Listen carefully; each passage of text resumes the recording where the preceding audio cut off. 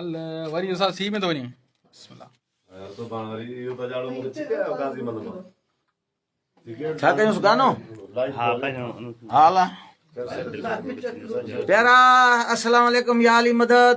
दिलबर enterprises में नओं album खैरन सां असांजो थी वियो अल्हम्दुलिल्लाह हाजी भागत साईं वटि रोस्तम असांजो सुहिणो ख्वारो साहब ख़ालिक भागत साईं असांजो पहिरीं ये सॼी टीम सां गॾु बीठा आहियूं माशाल्लाह थी वियो अल्हम्दुलिल्लाह ख़ैर पर्दे सां तव्हांजे दुआउनि सां एल्बम सुठो थियो आहे माशाल्लाह दो गानो बि कयो आहे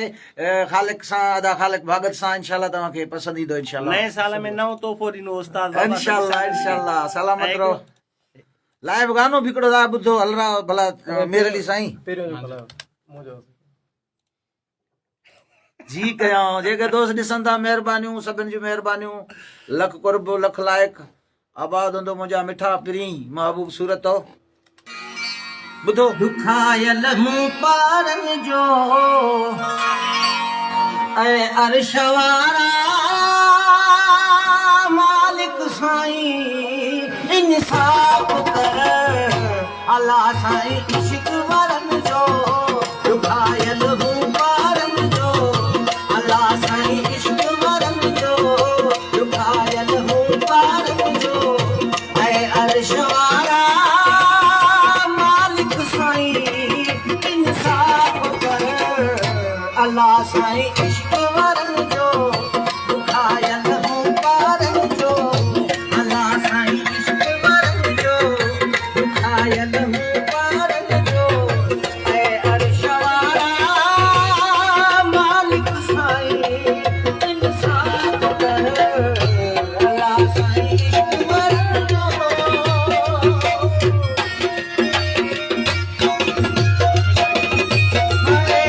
सितम कर हसीन मारू असां मिसकीन मारू तोर जे अदाज़ारिया रखे था वतन अदर के दाहो आहे तुंहिंजे दर के इश्क जो हुस्न मारिया छा थींदो दीवाननि जो आयल मूं पारनि जो अला साईं इश्क वारनि जो दुखायल मूं पारनि जो ऐं अर्श वारा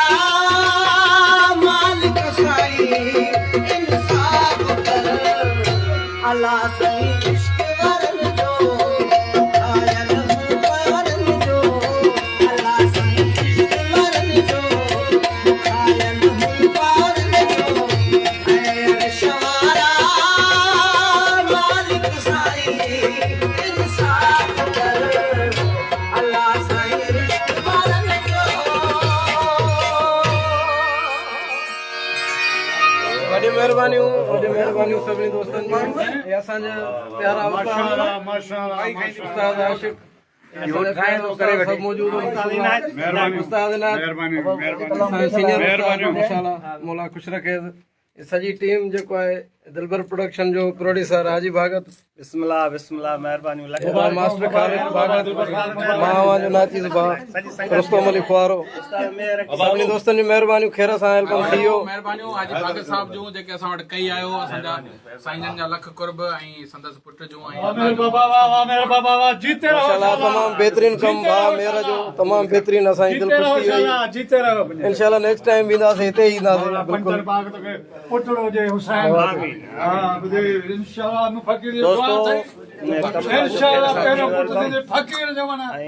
दोस्तनि खे इंशाल्लाह ताला नए साल में नओं तोहफ़ो ॾींदासीं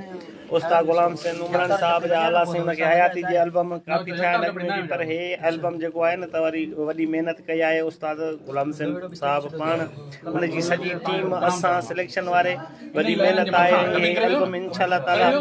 हिते वेंदो तव्हां दोस्तनि जी दुआउनि सां या अली मदद दुआउनि में गॾु